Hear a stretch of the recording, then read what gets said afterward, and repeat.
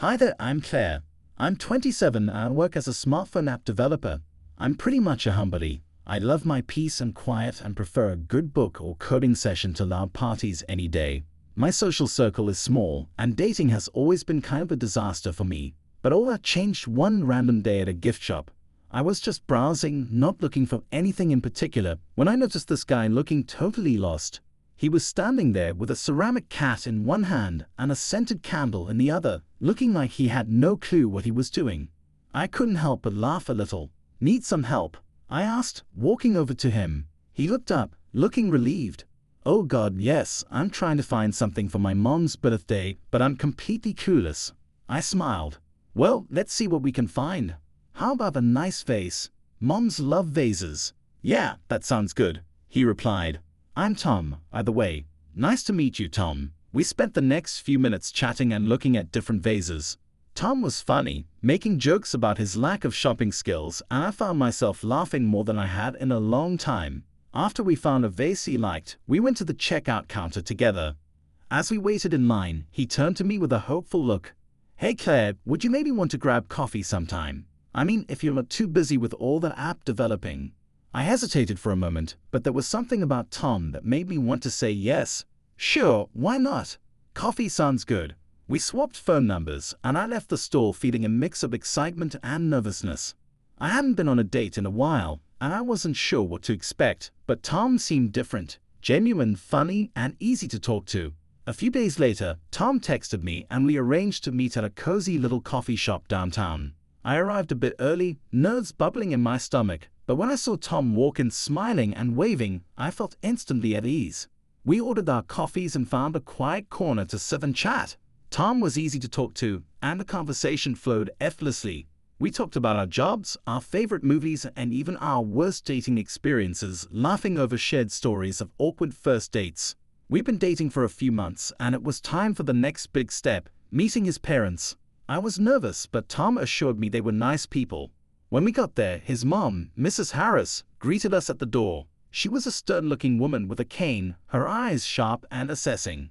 Tom's dad, Mr. Harris, was sitting in an armchair, barely looking up from his intense. "Mom, Dad, this is Claire," Tom introduced me with a big smile. "Hello, dear," Mrs. Harris said, looking me up and down. "Tom's told us a lot about you. Please call me Evelyn. Come in, sit down." I sat on the edge of the couch, feeling like I was under a spotlight. Mr. Harris granted a hello but didn't say much else. "So, Claire," Evelyn started, "Tom tells us you work in tech?" "Yeah, I'm a smartphone app developer," I replied, hoping to keep things simple. Mr. Harris snorted from his chair. "Playing with toys, huh?" I forced a smile. "Not quite. It's more about creating useful tools for people."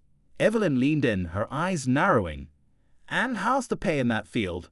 "Decent, I hope." I felt my cheeks flush. "It's good enough. I'm comfortable." Tom jumped in, trying to change the subject. "Mom, Dad, Claire's got a beautiful house. She inherited it from her grandmother." "Oh, really?" Evelyn's eyebrows shot up. "Where is it?" "It's not far from here. It's a cozy place, just the right size for me." Just then, Mr. Harris folded his newspaper and stood up. "I'm going to check the garden," he muttered, leaving the room. We walked outside, and I felt some of the tension ease away. Tom's parents were definitely a bit intense, but I could handle it. As we strolled through the garden, Tom looked at me with concern. "Sorry about my mom," he said quietly. "She can be a bit much." "It's okay, Tom. I can handle it," I replied, squeezing his hand. "She just wants the best for you." We spent a bit more time in the garden before heading back inside. Evelyn was waiting, her eyes still sharp, but less warm smile. "Did you enjoy the garden, Claire?" she asked. "Yes, it's beautiful." "You have a lovely home," I replied. "Thank you, dear. We're very proud of it." We chatted a bit more, and I started to feel a bit more relaxed. It wasn't the easiest conversation, but it was a start.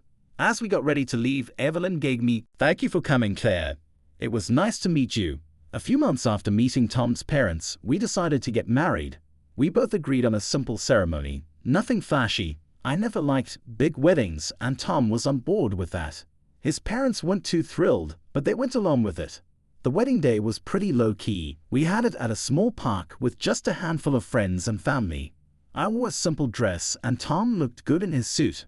After the ceremony, we had a small reception at a nearby cafe. It was simple, just good food and close friends. Tom's parents were there, of course. Evelyn, his mom, looked around with a critical eye but seemed more relaxed than usual. "Congratulations, dear," Evelyn said, giving me a quick hug. "The ceremony was nice." "Thanks, Mrs. Harris. I'm glad you came." Smiled warmly. "Thank you for coming, Claire," I replied, trying to keep things friendly. We mingled with our guests, keeping the atmosphere laid back. Our friends were cracking jokes and making toasts, and it was nice to see everyone enjoying themselves. We didn't have a traditional wedding cake, just a bunch of cupcakes for everyone. I picked out a chocolate one and took a bite. "These are good," I said, offering Tom a bite. "Yeah, they are," he agreed, getting frosting on his nose. As the night went on, I felt more relaxed and happy. It wasn't a grand event, but it was exactly what I wanted. A simple celebration with the people who mattered most. At the end of the night, Tom and I said our goodbyes and headed to my house, which was now our home. The house was perfect for us, with ramps and low steps designed for my late grandmother's comfort. As we walked in, Tom's mom, Evelyn looked around with a gleam in her eye. "This house is very convenient here," she said. "Perfect for someone like me," giving me a meaningful look. "Yeah, it's been great," I replied, feeling a bit uneasy. Evelyn kept looking around, clearly impressed. "This place is really something. Your grandmother must have been quite thoughtful." As the evening wound down, I couldn't shake the feeling that Evelyn had plans of her own. But for now, I focused on starting my new life with Tom, hoping for the best. Things have been pretty smooth after the wedding. Tom and I was settling into our routine when everything took a sharp turn. It all started one evening when his parents came over for dinner. Evelyn, Tom's mom, was looking around the house with that same gleam in her eye. "It must be hard for you two to keep up with such a big house," I shrugged, not sure where this was going. "We manage, it's not too bad." As we sat down to dinner, Evelyn dropped the bombshell. "Claire, Tom, I've been thinking. My house is just too difficult for me to navigate. I think it would be best if I moved in here." I almost choked on my food. "Move in here with us?" "Yes," she said, as if it was the most obvious thing in the world. "It's just so much easier for me here."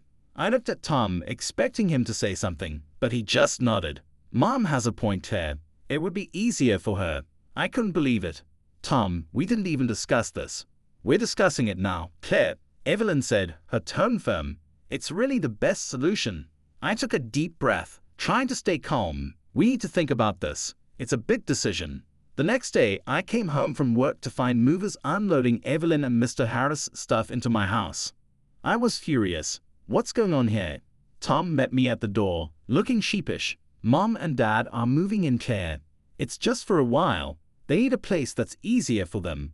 Evelyn walked in, acting like she owned the place. "Claire, we need to move some furniture around to make it easier for me to get around." I was still trying to process what was happening. "What do you mean, move things around?" "The bedroom on the ground floor, for starters." "It's the best room for us," Evelyn insisted. "That's our bedroom, Evelyn." I snapped, my patience wearing thin. "Well, you'll have to move upstairs. I need the ground floor room." I looked at Tom, hoping he'd back me up. "We're family, Claire. Families help each other out," he said, as if it was the simplest thing. I had no choice but to go along with it. The movers finished up, and before I knew it, Evelyn and Mr. Harris were settled into our bedroom, and Tom and I were crammed into the smaller upstairs room. Over the next few days, Evelyn made herself right at home. She didn't lift a finger around the house, always saying her leg was too sore to help. I was left to cook, clean, and take care of everything while Tom acted like nothing was wrong. One evening, after a particularly long day, I sat down with Tom. "Tom, this isn't working. We need to set some boundaries." Evelyn, who had been eavesdropping, walked in. "There, if you have something to say it to my face." I stood up, my anger boiling over. "Fine. You're taking over my house, Evelyn. You need to help out more around here." Evelyn's face hardened.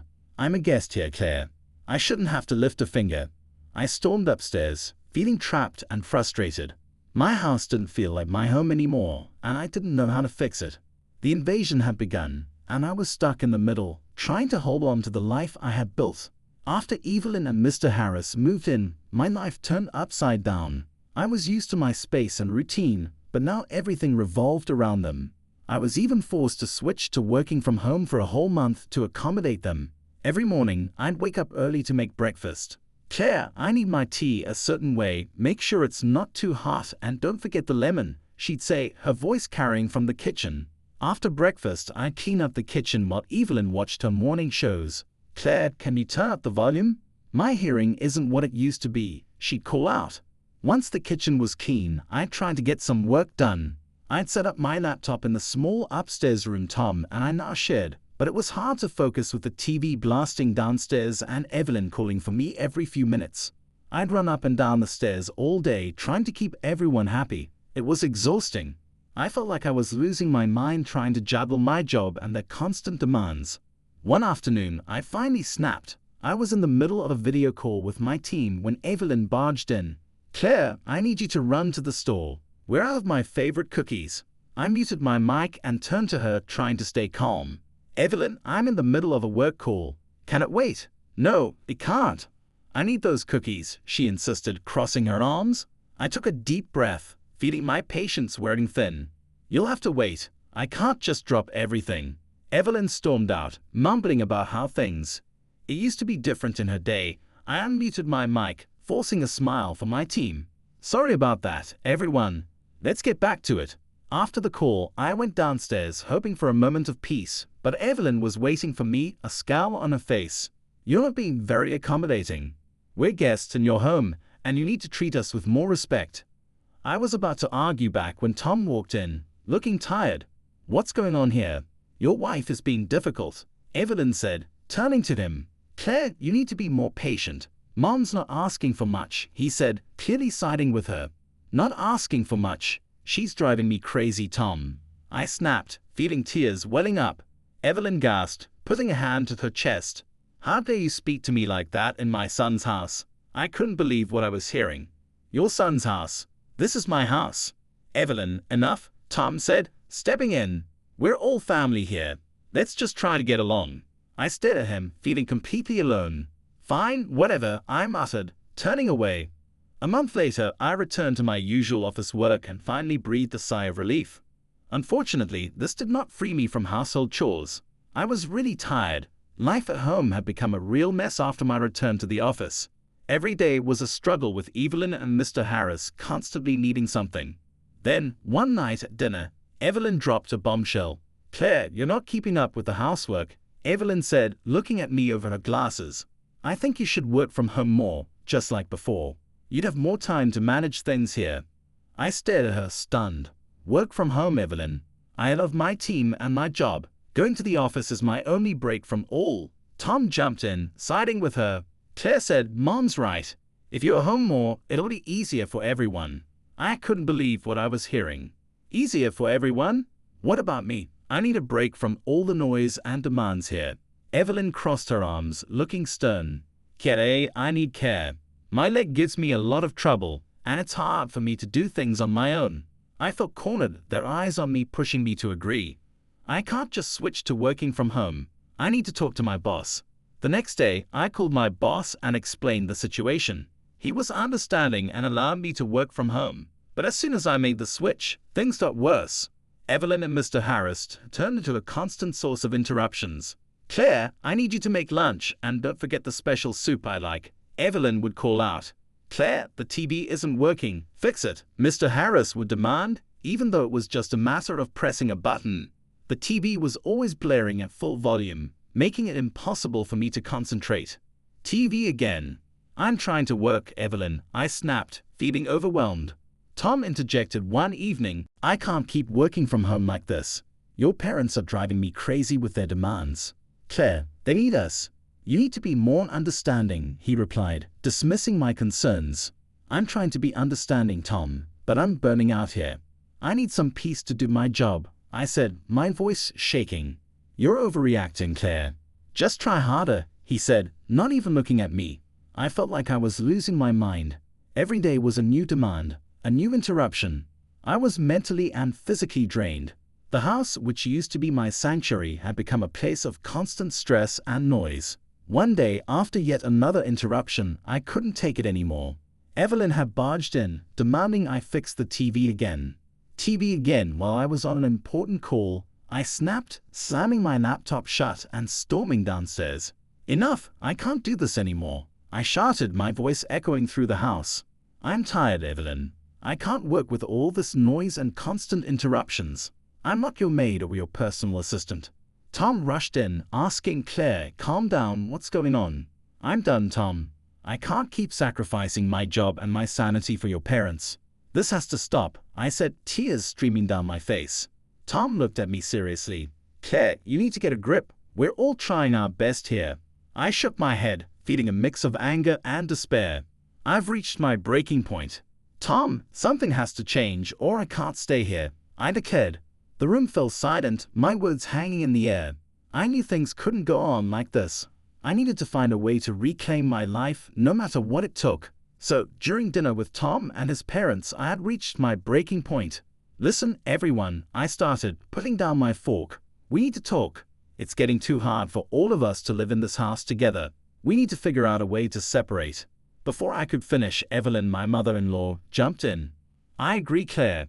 This house is very comfortable and suits someone like me perfectly, since it's so convenient for.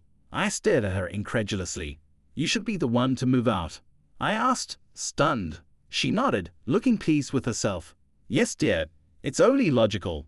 This house is perfect for an elderly person like me, she continued. I turned to Tom, hoping he'd support me. Tom, are you okay with this? He shrugged, avoiding my eyes. It's fine with me, Claire. Maybe it's best if you find another place. I'll hire a nurse for Mom so she's taken care of. I couldn't believe what I was hearing. They were pushing me out of my own home. I realized then that Tom and his parents were taking advantage of me, trying to drive me out. I got up from the table feeling a strange calm wash over me. All right, then, I said, smiling. I picked up my phone and dialed the movers. Evelyn and Mr. Harris exchanged pleased looks, thinking I was leaving. Good decision, Claire.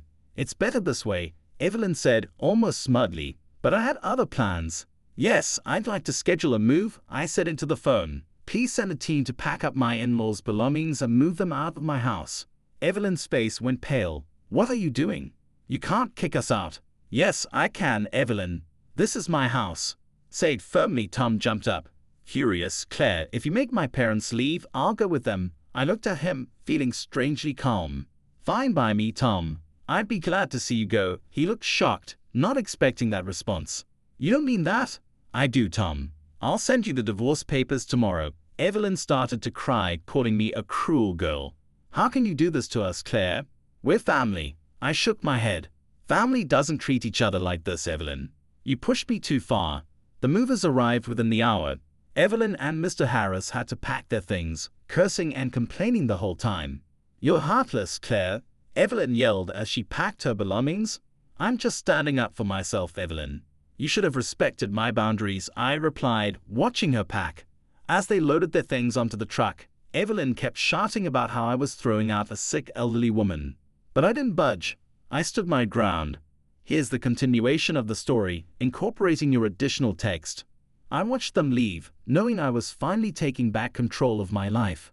Once they were gone, the house felt strangely quiet, but it was a peaceful quiet. I knew I'd made the right decision and I was ready to move on with my life, free from their demands and manipulations. After I kicked Tom and his parents out, I filed for divorce and cut all ties with them. It was tough, but I felt free for the first time in ages.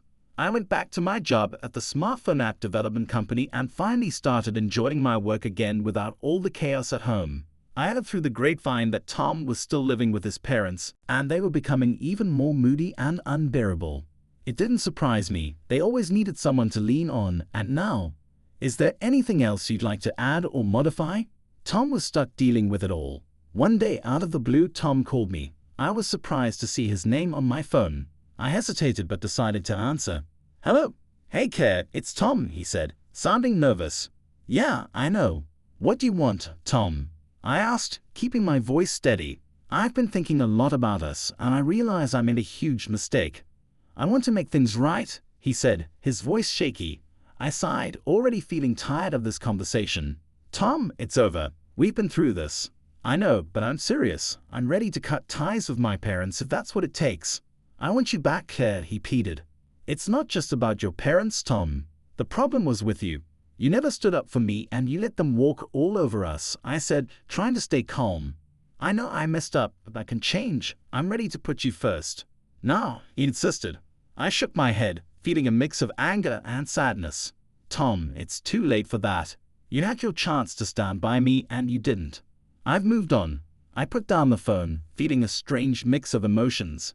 It was sad but also liberating. I had made the right decision for myself, and I wasn't going to go back to that toxic situation. In the following weeks, I threw myself into my work. My team noticed the change in me, and my boss even commented on how much more focused and productive I was. I also reconnected with some old friends and started going out more. It felt good to have a social life again without the constant stress hanging over me. One evening, I was out with my best friend Sarah. We were having drinks at our favorite bar, catching up on everything. "So, how's the single life treating you?" Sarah asked, grinning. "Honestly, it's great. I feel like I've got my life back. No more drama, no more stress," I said, raising my glass. We laughed and talked about all the things we wanted to do now that I was free. I even started thinking about taking a vacation, something I hadn't done in years.